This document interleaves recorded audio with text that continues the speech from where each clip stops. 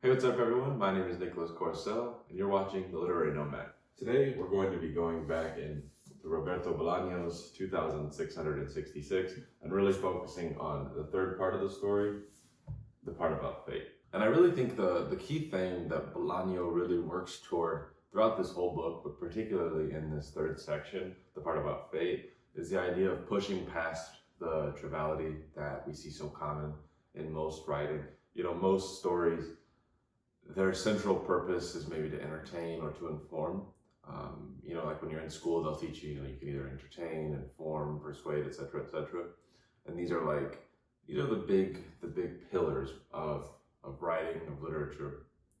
And I would say probably 95% of books can fall underneath that. Bolaño rejects all of that in this, and he's writing towards something bigger. He has rejected the 5 pillars in search of something else. And I think the easiest way to think about this is the idea that he is writing for a dying man, right? This idea that if somebody was in front of you and they were about to die, what could you read to them that wouldn't feel pointless? What could you read, what could you talk about that wouldn't feel like you're wasting their last few minutes alive? And I think that that's a very, very difficult thing, obviously, to achieve in a literary sense. But I think Bolaño was able to do it for 2 reasons. First of all, obviously, he's one of the greatest writers to ever live, but also because he was dying himself. Remember, when he was working on 2666, and if I'm not mistaken, I believe he died either before it came out or before the English translation came out, but he definitely died well before it became what it is today. And I think he was able to have that urgency, that rejection of triviality, and was able to push past those 5 pillars or the 4, however many it is, that we just talked about, and really achieve something remarkable, because the pretense of the living was past him. In many ways, he was living in that in-between era, that in-between stage between life and death. From a plot standpoint, this section follows a man named Oscar Fate. And, I was looking at the table of contents in this book. I thought the part about fate would have, I didn't think it would be a person, right? And I think that that's very intentional, obviously, especially because Oscar Fate isn't the guy's real, or at least original name. He was originally called Quincy Williams. But we're focusing on Oscar Fate, this man who is a journalist who lives in Harlem, New York City. And so we are pushed, again, outside of Latin America. So in the first section of the book, we were focused on Europeans that are coming into Latin America. And so it had that direct colonizer relationship, like one of the guys was literally from Spain coming into Mexico. And so that relationship was really easy to understand. Now in this, we're moving back out of Mexico again, because remember the part about Malfitano puts us in Mexico centrally, and then they leave to go to Madrid and Paris. And this one we're leaving all of Latin America. In some ways, I think you could probably argue that the United States, at least parts of it, are Latin America, especially when you consider the fact that we don't have a national language here. But regardless, for Bolaño's purposes, I don't believe that he was viewing the United States as an extension of Latin America. And so again, we are moved out to the periphery. But the United States has a different relationship with Latin America, because in some ways, the United States is, a brother, or at least a cousin of Latin America, because we were colonized as well, right? Mexico being colonized by Spain, Canada being colonized by France and England, the United States being colonized by France, England, and Spain. So there's this kinship of colonization, but also the United States has kind of taken on this role of the global colonizer, especially post-World War II. And so we see with like NAFTA and things like this, the United States is able to assert global dominance over these more economically struggling nations, particularly in Latin America, Mexico being one of them. And so we're able to see both sides of it. So we started off with the colonizer-colonizee relationship, then we inverted it. Now we're seeing this other kind of sideways adjacent colonizer-colonizee relationship. And so I think that is kind of the lens that we should be using to examine what's happening in this section. So we have this guy named Oscar Fate, who's a journalist from Harlem.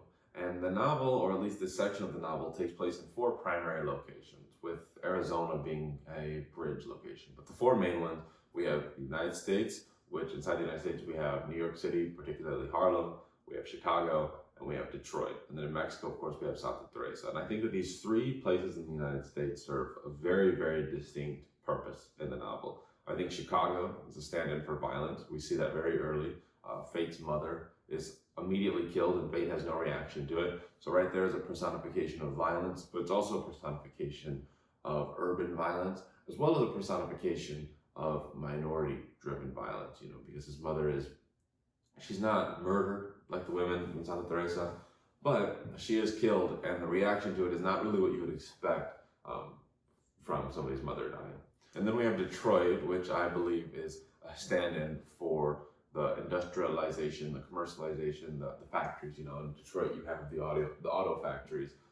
In Santa Teresa, you have the maquiladoras, which are just like the worker factories that the United States put just south of the border in a post right after NAFTA was introduced.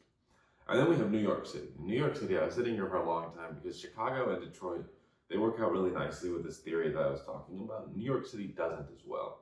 But then I think it clicked to me what New York City is. And New York City, I believe, in this section, it operates in a way that is very similar to Mexico City. It's kind of removed from the rest of the country. You see this violence in Chicago, you see the industrialization in Detroit, and then you kind of pull that lens back in New York City. And there's issues, there's violence, there's people that have problems in the same way as Mexico City with the taxi drivers and that whole issue that we had in the last section.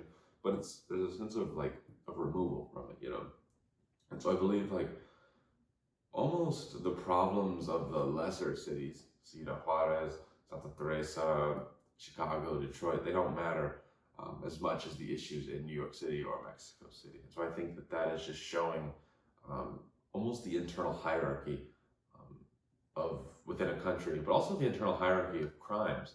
We talk about how one of the characters talks about how if a rich girl in France is murdered, that's going to have a different reaction than somebody else. I can't remember the exact example that he gave, but I think it holds true. There's certain demographics, there's certain classes, there's certain people as well that their deaths or crimes committed against them mean a lot more than others. And I think that really that's hard to argue against the reality, but it's a very unsettling and a very uneasy thing to think about. And that uneasiness and that unsettlingness, it permeates through this section like it does the others, but it takes on a more physical and a more material manifestation. Right? We have Oscar Fate, who is coming into Santa Teresa, and he's coming in to cover a boxing match, and he's not really happy about that because he doesn't cover sports; it's not his thing. But the sports reporter has died, and so because the sports reporter has died, Fate is the one that has to step up and do it. So he's coming in to Mexico, and he's not at all excited about it. And as he continues to progress through this journey, his stomach begins to really start to bother him more and more. He begins throwing up. We see this physical rejection of his surroundings. And of course, you could explain it away as, maybe he has a stomach bug, maybe the water is unsettling to him, maybe he had some bad food. Of course, we could explain that, but I think another explanation, and the more literary explanation, is that his body is rejecting the set of circumstances that are existing around him. He's rejecting what's happening to these women in a way that is physical, that his body is saying, this is not human, this is not how we should be acting. And again, kind of touching on those themes that we just talked about a little bit earlier in the video, we're seeing the same type of woman is dying again and again and again. And it's these young girls with long hair that work at the maquiladoras. And this really positions, especially because the guy he's coming from the United States, he's coming into Mexico, and he's having this unsettling reaction. So let's think about the maquiladoras and why they're there, right? It's because post-NAFTA, a lot of American companies would set up these factories right south of the border, cheaper labor, lower taxes, all these reasons, right? They'd come, they'd do all this stuff there, and they'd send the goods back up into the United States and Canada. We all kind of roughly understand why and how that works, and I think most people would say that there is a economic plus to this. And some would also call this progress, right? Progress in at least an economic sense. And it just makes me wonder, who does progress serve? And by extension, should progress be celebrated? Because lots of people have gotten rich, and they talk about how the unemployment rate in Santa Teresa is very low. The female unemployment rate in Santa Teresa is very low. But what are the female working conditions? What are the working conditions broadly? Why are all these women getting killed? Who is profiting off of their labor? And who is profiting off of their death ultimately? And, profit, I mean in the broadest sense of the word. Obviously, people aren't making direct money. Maybe they're robbing them, but that doesn't seem to be why they're being murdered. It doesn't seem like it's economically focused or centered, rather. But rather, they're profiting in other ways. They're deriving joy, sexual gratification, these things. They're deriving all of these things from murdering these women, from committing this atrocious femicide. And so we have to wonder who is profiting, and by extension, because of this, because only a select group of people are profiting, is this progress worth it? Does the progress serve the people? Does it serve the greater good? And if it does serve the greater good, is that a worthy means to the end? Another thing I really want to touch on before wrapping the video up is this notion of Patagonia. And Bolaño inserts this place in Arizona called Patagonia. And upon first reading, I thought, maybe it was just a little tip of his hat to the Chilean Patagonia mountains. But then I was watching a video by Leaf where he talked about how Bolaño has written about this idea of Patagonia in the past. And he really did a fantastic job kind of linking this notion of Patagonia in a very Bolaño sense to the core themes of 2666. So I'm going to quickly read a couple things that Bolaño has said about Patagonia, and then we can really just start to think and grapple with how that interfaces with the rest of the text. So in the past, Bolaño has called Patagonia the last place on the map and a place where the individual goes to die. And so when you think about Santa Teresa, quite literally, it's a place where individuals go to die, but it's also a place where individualism goes to die. Because the women, because of this femicides, they just get lumped together. They become the women of Santa Teresa. They don't become Maria, Carmen, etc., etc., etc. No, they become the women of Santa Teresa, the victims. They become groups. And in that, they lose their identity.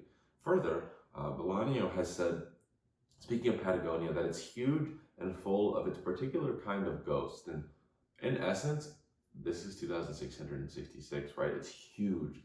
We have some mountains around it, but it's full of ghosts. It's corrupting. It's evil. It's ominous. It's spooky, for lack of a better word. And then finally, just wrapping up the plot analysis of this section, we see three core senseless deaths in this section that I think I want to highlight and I think are going to be very important for the rest of the novel and to really understand this section, but also the novel as a whole. The first death that we have is Fate's own mother, right? She dies a very uneventful death. It's not particularly gruesome, but Fate just dismisses it. There's nothing he really does about it. He doesn't mourn it particularly, and I think that really just shows this callous nature that we see towards death. The second is Seaman's former Black Panther friend, and this death is, I think, one of the most important ones because this is directly linking slavery in the Americas, or particularly United States slavery, with the Mexican femicide. So now we have these two groups that are being linked together through their senseless killings, and it's talking about how when these groups get killed or crimes are committed against them, it doesn't matter nearly as much as others. And then that third death is when Fate is sitting at the diner and he just is hearing these women talked about. And the people are fairly sympathetic towards the women, but again, it's just this callousness, it's just this gruesome nature of how such horrible things are happening and it's being discussed casually over some breakfast. The final thing I want to talk about before wrapping this video up is just how this section is structured and how it interplays with the rest of 2666. So from a narrative standpoint, this takes us back a little bit from section 2, part 2, when then we proceed literally through, right? So we go straight forward. And then throughout that, there's a couple things that hook us and ground us into the rest of the novel that create this growing world, of rot and decay and urban filth, for lack of a better word. And so those two things, one's an object, one's a person. It's Malfitano being the person, and then number two is this geometry book. We keep seeing this geometry book reappear. And what it does is it physically grounds us, right?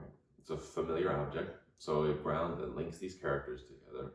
But then it also, think about geometry. Geometry is precise, it's mathematical, and the world of Santa Teresa is not either of those things at all. So it has this decaying book, this rationality, right? This book that is a symbol of rationality. So we have rationality quite literally decaying in Santa Teresa. And so as this book continues to decay, and we'll see how this symbol is used throughout the rest of the novel, but we have a very physical representation of rationality decaying, and that links us through. And then we have fate, who is our proxy, in the same way that the professors in the first part were our proxies. These are our outsider proxies, one from Europe, one from the United States, who are seeing this world. They're watching the decay happen. And in Fate's case, he's having just this visceral reaction. He's puking, he's sick, all these things. But we're continuing to see Santa Teresa decay, and there's nothing that anybody can do to stop it. If you guys enjoyed this video, don't forget to like, comment, and subscribe. My name is Nicholas Corcel, and I'll see you shortly in the next one.